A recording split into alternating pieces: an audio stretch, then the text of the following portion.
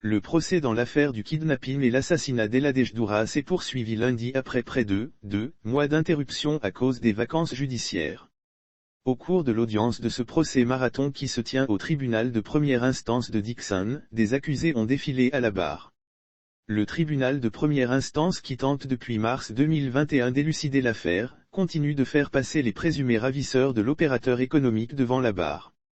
Après le passage de Tierno Siresso qui a nié les faits qui lui sont reprochés, ce fut le tour d'Idrissa Diallo et Eladej Mamadou Diallo de prendre la parole devant le juge. Les accusés Tony Akpo, Callistus Okorom et Ushshuku Stanley Okorom ont par la suite fait un retour à barre pour être entendus par le président du tribunal Aboubakar Maferin Kamara qui cherchait à comprendre le degré d'implication de ces Nigérians dans l'affaire.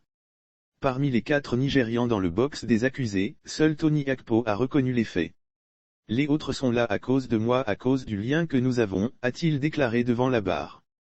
Au terme de l'audience, la défense a noté qu'un nouveau cap a été franchi dans la mesure où les Nigérians ont été entendus aujourd'hui, notamment Tony Akpo. Il y a aussi le nommé Siresso qu'on disait s'être évadé qui a comparu.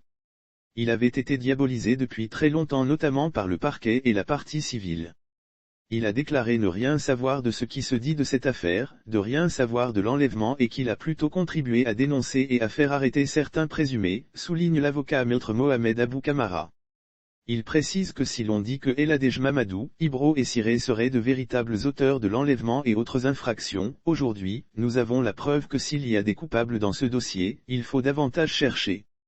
Nous comprenons par là que ceux qui sont arrêtés, il y a beaucoup d'innocents, pour ne pas dire la plupart.